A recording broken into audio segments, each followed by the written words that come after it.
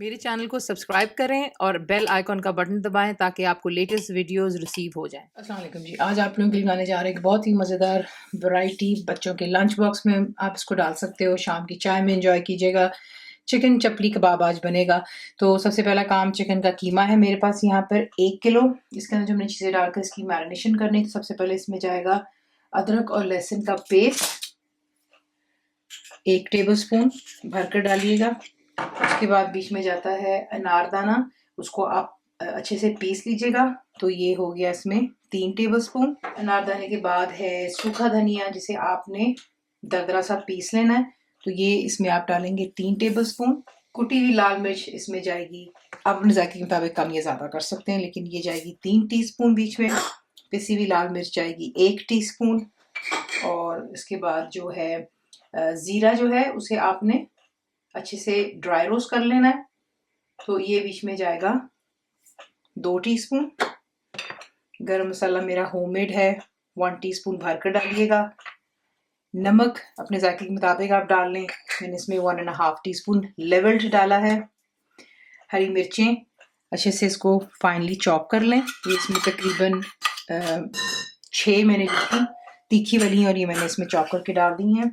फिर उसके बाद बीच में 2 दरमियाने साइज़ के टमाटर जाएंगे, सीड्स रिमूव कर लें और इसी के से छोटा छोटा चॉप कर लें। और 2 दरमियाने साइज़ के प्याज जाते हैं बीच में, आपने जो है इसको अच्छे से चॉप करना छोटा। इसके बाद बीच में हम डालेंगे इसमें उबले हुए अंडे। 1 किलो चिकन है तो उसमें मैं डाल रही हूँ यहाँ पर 3 उबले हुए अंडे, जिन्हें आपने इसी से चॉप कर लेना छोटा छोटा पीसेस। उसके बाद इसमें जो आटा मैं डाल रही हूँ, मकई का आटा डालूंगी। आप अगर आपके पास नहीं है तो आप बेसन का आटा भी डाल सकते हैं, भून कर डाल दीजिए ताकि उसमें कच्चापन ना हो।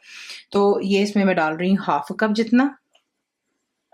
ये तमाम चीज़ें इसमें डालते हैं और इसको अब आपने अच्छी तरह मिक्स करना है। और मिक्स कर लेने के बाद हम इसे छोड़ देंगे, तकरीबन 1 घंटा मैं इसको दूंगी। उसके बाद मैं आपको दिखाती हूँ नेक्स्ट स्टेप।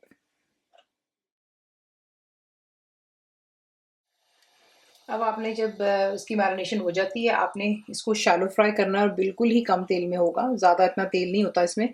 फ्राइंग पैन में गर्म करेंगे और तेल जैसे गर्म होता है थोड़ा सा आपने जो है इस तरीके से अपनी पाम्स को ग्रीस कर लेना है ताकि चिकन आपके हाथों पे चिपकेगा नहीं। और आपने जो है, अब देखें, अगर आप बड़े साइज के बंस ले रहे हैं, ठीक है, तो आपको थोड़ा सा जो है मिक्सचर बड़ा लेना होगा। वो उसकी वजह ये क्योंकि चिकन का कीमा हो या कोई भी कीमा हो, वो फ्राई होते वक्त श्रिंक होता है। तो फिर ये कि अगर आपके बर्गर्स की जो वो बंस बड़े हैं तो ये फ्राई हो जाने के बाद बिल्कुल ही छोटा सा हो जाएगा। तो देखिए मैंने इसको काफ़ी बड़ा साइज लिया। अब आपने इसको इस तरीके से हाथों के दरमियान में दबाना है।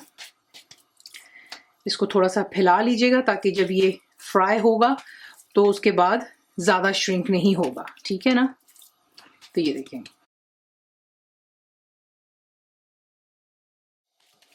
थिकनेस भी आप इसकी देख लें माशाल्लाह। और ये अब वो इससे ज़्यादा जो है श्रिंक नहीं होगा क्योंकि आपने पहले ही मिक्सचर ज़्यादा लिया। इसलिए आपको मैं एक्सप्लेन कर रही हूँ कि मिक्सचर ज़्यादा लोगे आप और उसको फैला लेंगे तो फिर आपको इशू नहीं होगा। अगर आपने मिक्सचर कम लिया तो फिर ऐसे कीजिएगा कि छोटे वाले जो बंस होते हैं उसमें इसको बना लें। तो इस तरीके से आप इनको डालेंगे और हल्के हाथों से थोड़ा सा ऊपर से प्रेस करेंगे तो ये और जो है मज़ीद फ्लैट हो जाएगा और अपनी शेप को होल्ड कर लेगा। इसकी साइज चेंज हम तब करेंगे जब नीचे की साइज थोड़ी सी सेटल हो जाएगी। चिकन का कीमा है, टूटने का डर होता है, तो इसको तकरीबन दीजिएगा 1 आधा मिनट दें, ठीक है। उसके बाद इसको हम मीडियम फ्लेम पर रख के कुक करेंगे। जल्दी इंशाल्लाह ये फ्राई हो जाते हैं और उसके बाद मैं आपको दिखाती हूँ कि साथ साथ हमने करना क्या। देखिए जो हमने पहले डाला था उसकी साइज़ भी आप देख लें, श्रिंक नहीं हुआ, यही आपको मैंने बताना था। ये देखें माशाल्लाह परफेक्टली ये अच्छे से गोल्डन हो जाएंगे और बहुत ही जल्दी कुक होते हैं क्योंकि आपको मैंने बता दिया कीमा जो होता है वो भी चिकन का है भी, तो ये तो आपको पता ही है। फिर इसको थोड़ा सा टाइम देती हूँ, उसके बाद इनकी साइड चेंज करूँगी। तकरीबन इन्हें लग जाएंगे 6-7 मिनट रफली।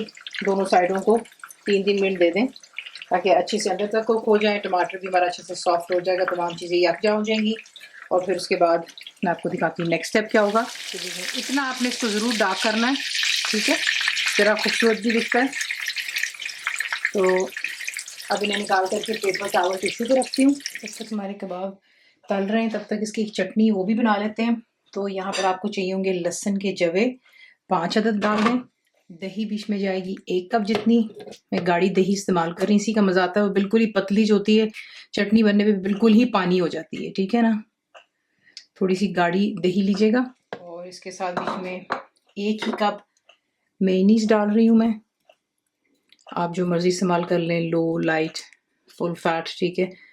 मैंने यहाँ पे फुल फैट ही ली है। चीनी इसमें जाती है, ऑप्शनल है, लेकिन 1 टेबलस्पून डाली मैंने।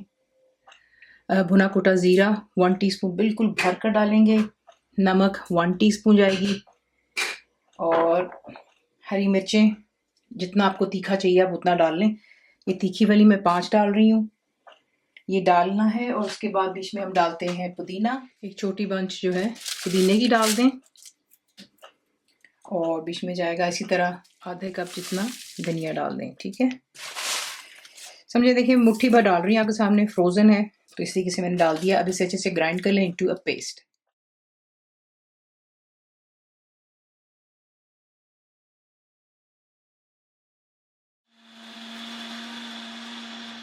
अब तवा गरम कर लें, ठीक है। उस पर बिल्कुल हल्का से इस तरीके से तेल को ब्रश करें और जो बंस हैं उनको यहाँ पे हल्का सा सेक लेते हैं।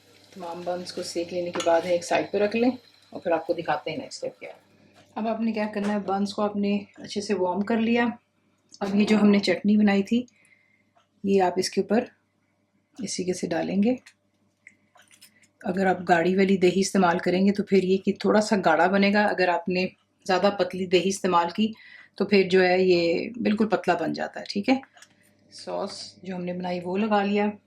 उसके बाद इस पर अब आप रखेंगे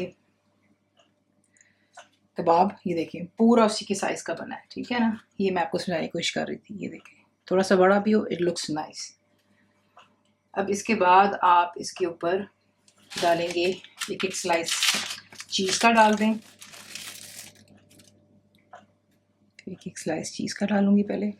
तो देख लें चटनी डाल दी, इसके ऊपर आप कबाब रखते हैं, एक एक आप रखेंगे चीज़ का स्लाइस, ठीक है। और फिर इसके ऊपर थोड़ी सी केचप डाल दें। उसके बाद आप डालेंगे लेटस। अगर आप चाहें तो टमाटर भी इसमें डाल सकते हैं, लेकिन मेरे घर में बच्चे पसंद नहीं करते हैं तो मैं फिर ज़्यादा इस्तेमाल नहीं करती हूँ। तो ये लेटस चला गया।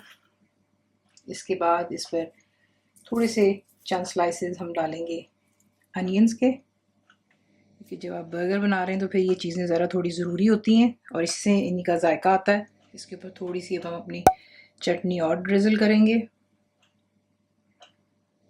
और इसे करते हैं डिश आउट। इसी के साथ इसको बनाते हैं, सर्व कीजिएगा फ्राइज़ के साथ में। ठंडी ड्रिंक्स हो जाएं, वही चटनी, केचप जो आपको पसंद है। रेसिपी आपको पसंद आई तो प्लीज़ को लाइक, शेयर, सब्सक्राइब ज़रूर किया करें। कंप्लीट रिटन रेसिपी आपको मिलती है मेरी वेबसाइट पे iscookisfaza.net पर। उम्मीद आप लोगों ने मेरी ऐप भी डाउनलोड कर ली कि जो कि फ्री है। तो बनाइए, तो कैसा लगा दुआ में याद रखें। Thank you for watching. मेरे चैनल को सब्सक्राइब करें, बेल आइकॉन का बटन दबाएं।